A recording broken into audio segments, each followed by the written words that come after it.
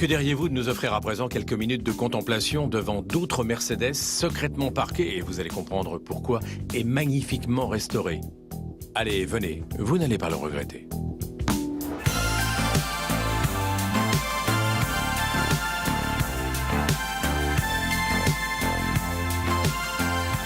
Ça fait, toi comme moi, on en a vu, hein.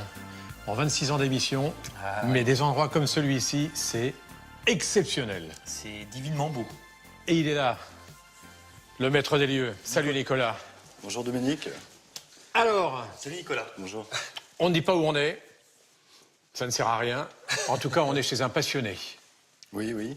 On Un peut dire vrai ça passionné comme Mercedes. ça. Un vrai passionné, oui. Ce que je voudrais que vous fassiez voir, c'est le moteur de la 300 là-bas. Qui, alors, pour moi, là, il sort de la chaîne de montage. Hein. Ouais.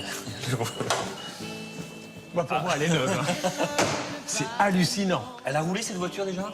Elle a roulé et il faut bien comprendre que tout ce que vous voyez là sont vraiment les pièces d'origine de la voiture. Alors, elle a un pédigré course, lui aussi exceptionnel, parce que deux grands pilotes américains, dont quand même M. Phil Hill. Phil Hill, Hein, Qui a roulé avec donc? qui a roulé avec aux côtés de Paul Auchy, qui était le conducteur principal. Et dans l'histoire Mercedes, Paul Auchy est une référence. référence Ah oui. complètement. C'est la seule voiture qui reste aujourd'hui du championnat américain mené par Mercedes et remporté par Mercedes, avec le plus grand nombre de points gagnés par Paul Auchy et Phil Hill. Alors, vous avez la manière des artistes pour nous mettre l'eau à la bouche ce matin, pour suivre la découverte de ces merveilles en votre compagnie. Ce qu'on va faire, sa fête, c'est qu'on va enchaîner avec une nouvelle rubrique dans l'émission. Oui. Et puis on retrouve Nicolas et Claude pour découvrir cet alignement impensable Plus en détail. de ouais. 300 SL. C'est formidable.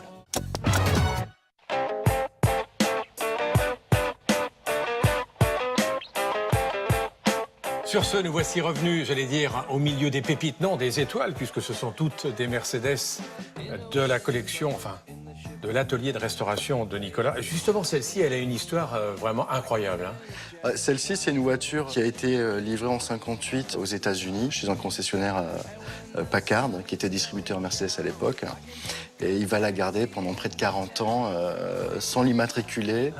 Et en encore très peu de temps, elle n'avait que 10 000 km au compteur. Et tout son kilométrage a été fait sur ces 10 dernières années. Et c'est une voiture qui est dans une combinaison de couleurs extrêmement rare. On a peine à croire que cette voiture est d'origine. Ouais. Moi, je Plus de 50 suis ans. bluffé. Ouais. On voit les autres, hein, parce que il n'y a pas qu'une exception. Et moi je vais essayer de sortir. Deux voitures encore exceptionnelles, des premières mains l'une et l'autre. Oui, alors là, c'est vrai qu'on a un regroupement autour de ces deux voitures de première main. 300 SL porte-papillon première main, je crois que c'est peut-être le dernier, ou alors je ne connais pas les autres, s'il y en a d'autres. Nicolas, j'ai en profité justement pour ouvrir les fameuses portes-papillons là Oui. et observer la qualité de finition de cette voiture qui est absolument fantastique. Alors, pour s'installer à bord, c'était pas facile, non? Alors, il y a justement une petite astuce pour rentrer à bord. Ouais. Le volant est escamotable. Sur toutes les 300 SL? Sur toutes les 300 SL coupées, avec les D'accord. porte-papillons. Je peux? Bien sûr. Dominique, attention. Il y a des moments où c'est pénalisant d'être grand. Hein. C'est vrai, c'est une belle vengeance. C'est vrai que donc c'était un châssis tubulaire, c'est pour ça qu'ils ont opté pour ce système d'ouverture. Ah, ils n'avaient pas le choix, les ingénieurs, après maintes et maintes réflexions, ont décidé de concevoir ces portes qu'on appelle ici papillons. Donc Nicolas, 300 SL, ça veut dire 300, c'est la cylindrée, 3 litres. SL, Sport Leicht, Oui, qui veut dire sport léger. sport léger. Ben voilà, magnifique. Sublime. Nicolas, dans le rare, il y a des graduations. Il y a relativement rare, très rare et rarissime. Et là, c'est du top rarissime. Donc, c'est une voiture mise à disposition par l'usine, qui est plus rare qu'un coupé aluminium, Ah oui. qui a été produit à 29 exemplaires, seulement 15 pour celle-ci. D'accord. donc Combien de très- chevaux là-dessus? Très recherché. 240. Son point fort, c'était la direction très précise à l'époque. Direction assez précise. Assez maintenant, mais à l'époque- Je dirais que son point faible reste le freinage, qui, après avoir... Ah, c'est ouais. dommage. C'est toujours des freins à tambour.